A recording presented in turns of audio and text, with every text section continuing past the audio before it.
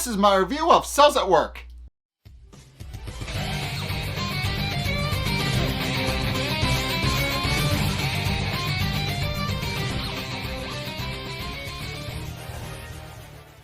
Okay, so this episode is the second half of the two-parter Cancer Cell 2. And if you guys remember my review from last time, it just kind of...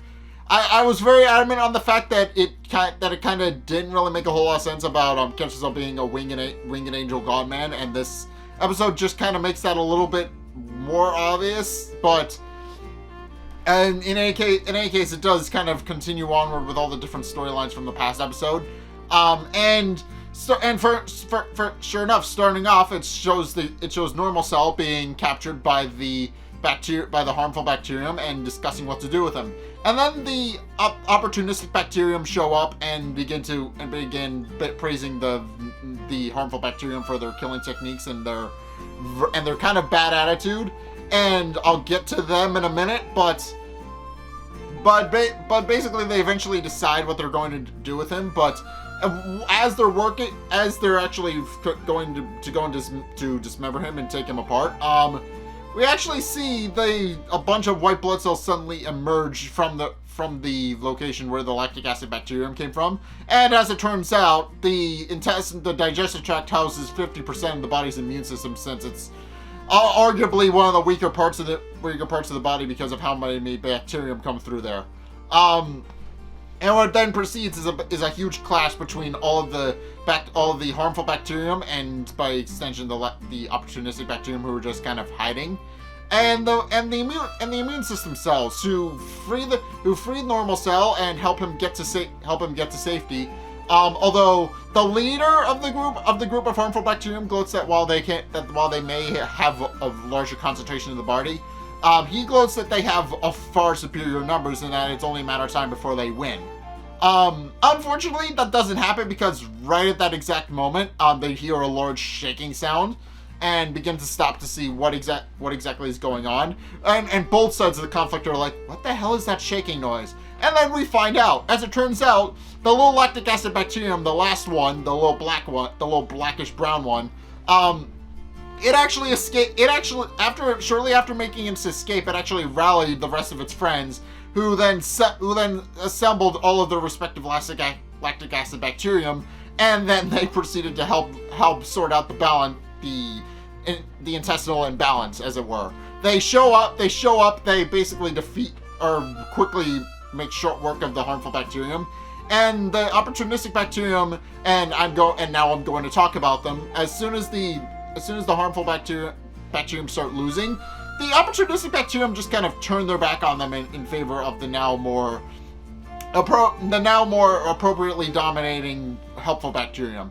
And basically the way it showcases them is that as amoral flight sluts who basically will just side with whoever side they're on and become fangirling over whichever bacterium is currently winning. In this case, the helpful bacterium, and previously the harmful bacterium.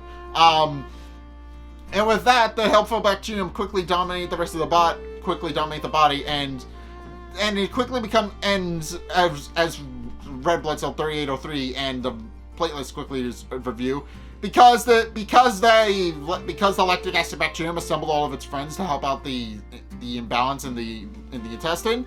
It actually caused the air to become a bit cleaner, and 3803 quickly realizes that remembering what 1146 actually told her, that seems to be that the body is actually balancing out a little bit now, and then proceeds to wonder if 1146 is actually okay.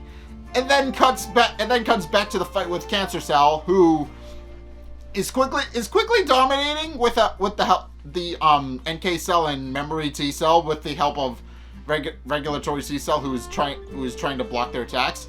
And 1146 is very adamant on the fact that that Cancer Cell should very well fight him because he's very adamant on the fact that he can't stand watching his friends get hurt anymore and wants to actually try and help and protect them. And Cancer Cell merely remarks that the reason he's not fighting 1146 is because he doesn't want to.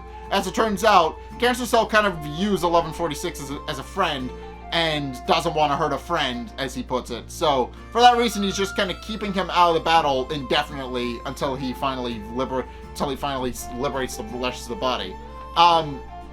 But despite all of the shortcomings between that are coming to NK and Memory T, mainly because of regulatory T cell, Memory T cell actually has one last trick up his sleeve that he's been saving for a very special occasion. As it turns out, he's been practicing a technique all his life called the perforating cannon punch, which regulatory T cell remembers from the time when they were trainees, from the time when they were naive T cells, but basically, Killer T cell was practicing back when he was a naive T cell. He was practicing his techniques, and some of the older naive T cells remarked that he might be able to actually pull off the Killer T cell secret technique, as it were. While they don't really believe that he can actually pull it off, and later remarking that they feel like he's just an idiot for falling for it. As it turns out, no, it's an actual technique, and he actually manages to pull it off, and then pulls off the perforating cannon punch, which regulatory T cell, knowing full well that he's been training very hard for this, actually dodges out of the way of. And then he nails Cancer Cell full blast with it. And also, I should mention, it's very reminiscent again of Ripple from JoJo's Bizarre Adventure. And as it turns out, after a bit of research, it turns out that's intentional, because as I found out that the voice actor for Killer T Cell is the same voice actor for Jotaro Kujo from JoJo's Bizarre Adventure. So yeah, the connection is very deliberate and obvious in this episode. It's apparently very deliberate, and apparently it was just only a matter of time before they decided to pull the trigger on that joke. But in case Cancer Cell is completely confused as to what that attack actually was, and also remarks that regulatory T Cell was supposed to protect them and instead just dodged out of the way, only for regulatory T Cell to quickly realize that Cancer Cell is actually a threat. After looking upon closer inspection at him and realizing that he's not a cell worth saving, and feeling betrayed, Cancer Cell then proceeds to go all out, pointing out that he is now perforated a whole bunch and now is able to create a large amount of clones, and it's only a short amount of time before he's actually able to win the body. And though the rest of the immune cells are now fighting against him, with the exception of 1146, he quickly reveals his secret weapon. He summons a whole bunch of puppet cells, which we know he can do, and NK even remarks as she's fighting them and chopping them down that she's seen all the tricks and that they're not going to work. But then NK Cell's thrown for a loop when Cancer Cell just assembles all of the puppets into a much bigger puppet and proceeds to fight them that way. And though they're having a bit of a hard time with the puppet, and even then Cancer Cell remarks that it's that it's over as soon as they get crushed by it, and even remarks that he feels a little bit, and it's implied from his dialogue that he's a little bit sad about that, because he kind of liked the challenge. NK Cell reveals that she's actually that they're actually perfectly fine, and then all three of the cells actually go in to attack Cancer Cell, which he initially remarks doesn't work, but then his wings start dissolving. And he quickly realizes something is wrong, and he collapses to the ground, and sure enough, all of the cancer cells that he's created, all the cancer cell eggs, I want to call them, all the cancer cells that he's created have actually started to deteriorate as well and begin to fall apart. And he begins to wonder what exactly is happening, but as it turns out, 1146 answers the question for him, that the opportunistic bacteria in the body, combined with the helpful bacteria in the body, have defeated the harmful bacterium and have kind of caused them to stop empowering Cancer Cell. And with that, delivers a final attack to Cancer Cell's neck, and then kills him, and he starts bleeding out. But before he goes, he remarks that he's actually a little bit bittersweet happy about it, because he feels it's better to be taken down by a friend than an actual than any other immune cell, and remarks that he will see white blood cell again soon before collapsing.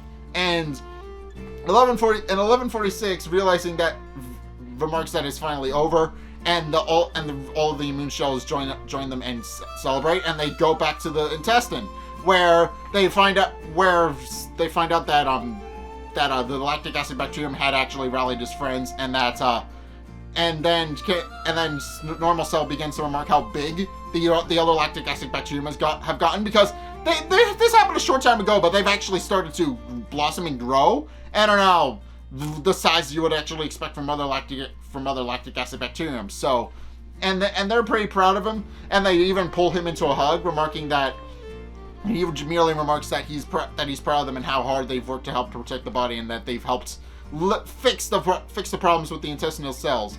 And then the fourth and final lactic acid bacterium actually activates and uses its ability to repair the intestinal lining, which apparently was its job all along. At which point 1146 pulls normal cell aside and remarks that he's glad he was able to find homes for all of the different lactic acid bacterium, and remarks that because of that he actually wound up saving 1146, and then thanks normal cell for his help. Which is what normal cell wanted all along. He wanted somebody to thank him and say, "Hey, thanks for saving me," and he finally got that. At which point the lactic acid bacterium actually pull them under the water to show them that what their home actually looks like, as thanks for reuniting them with their friends and loved ones. And showcases that it's a lot more diverse than what we actually saw initially. That there are a lot it's actually referred to as intestinal flora because of how it looks under a microscope. But they showcase the intestinal flora, and normal cell can't help but be moved by the beauty of how beautiful it looks. He's actually pretty glad that they decided to show them her home, and then they emerge from under the water, and 1146 and normal cell decide to part ways, stating that normal cell has done a lot of work and that he should probably get home. And while 1146 goes to meet with 3803. And then we find out a bit of a dramatic irony here, that even though through 3803 we find out that even though normal cell actually went out and helped and went out of his way to help the body, he wasn't there to accept any of his deliveries. So he's just kind of got a bunch of missed delivery notices on his door, and he's a little bit upset by that because now he doesn't have any food. But in any case, after catching up with 1146, 3803 actually goes off to go continue her deliveries, and through her we actually find out that Killer T Cell is actually trying to teach the perforating cannon punch to a bunch of naive T cells, but he keeps messing it up, and the naive T cells just think he's crazy, even though we know firsthand that he managed to pull it off no problem. It's just that, it's not a life or death situation anymore, and also, so he doesn't really need to know how to use it. But he did actually successfully use it. It's just that none of the naive T cells know him. But in case it ends on a bit of a positive note, with 3803 going on her deliveries, tripping, and then running face first into the guy she's supposed to be delivering oxygen to. So it ends on a happy note, but there is still more of the season, obviously. But for right now, it ends on a bit of a happy note, and I'm kind of happy with how it ended. So yeah, it's actually a pretty happy little episode, that ending for this, and I'm looking forward to see what the rest of the season is now, because they kind of just ended it this year on a two-parter, but there's still more to the episode left, so I'm interested to see how that actually winds up working out. But in any case, that's my review of Cells at Work. What did you guys think? Let's get a discussion going in the comment section down below, or over on my Discord server, link in the description. Anyway, thank you guys so much for watching. If you enjoyed, be sure to like, comment, and subscribe. Also, be sure to follow me on Facebook and on Twitter in the description below. And also, be sure to check out my Patreon in the description below as well. It's only a couple bucks a month. It really helps me out, and you guys get access to a bunch of cool perks, so I'm always saying thanks. So if you want to help support the show, then be sure to check that out. And also, if you want to see more videos from me, then be sure to check out the end screen. The top video is my most recent video, and may or may not be this. And the bottom one is the video best recommended to you based on your watch history. So based on what you've seen from me already, that will suggest based on what shows up. But in any case, thank you guys so much for watching, and until next time, I'll see you guys in the next video. Peace!